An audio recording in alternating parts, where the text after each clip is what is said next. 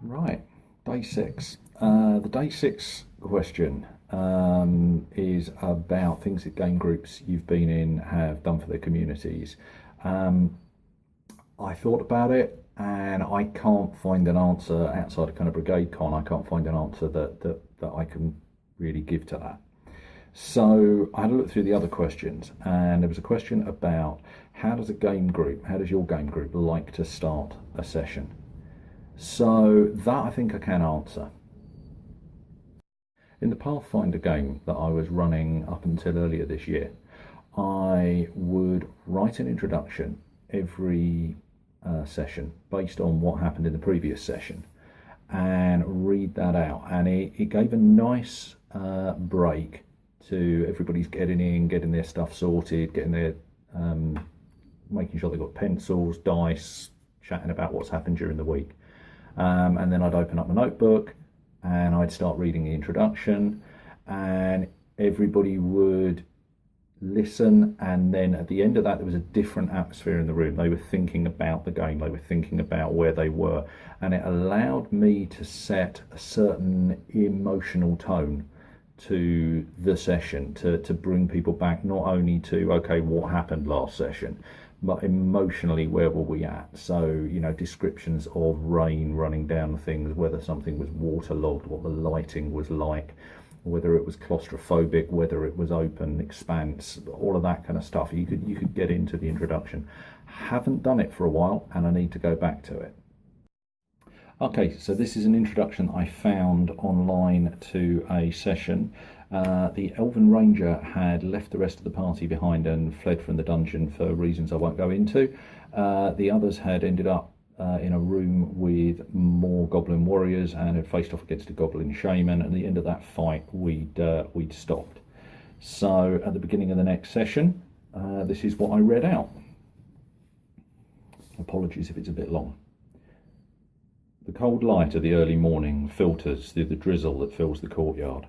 An elf wearing a black wolf fur cloak, the head forming part of the hood, backs from broken double doors, obviously unsure of whether to watch the courtyard or the dark entrance that he has just stepped through. He descends the 3 curved stairs from the doorway, swinging to try and watch the whole area.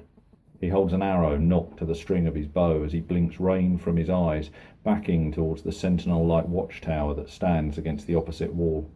Reaching the tower, he takes his hand from the arrow and bangs on the door behind him, his eyes never stopping their scanning for possible enemies.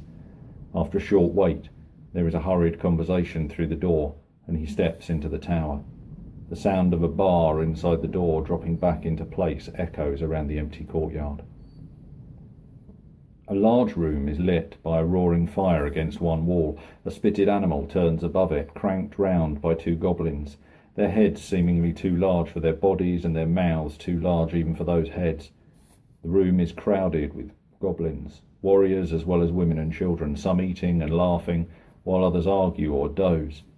At the far end of this room, a goblin child charges breathless into the scene, shouting out to anyone who will listen. Instantly, the mood of the room changes. Warriors grab for weapons or adjust armour. Women grab children and herd them into side passages. Not a single hand lies still.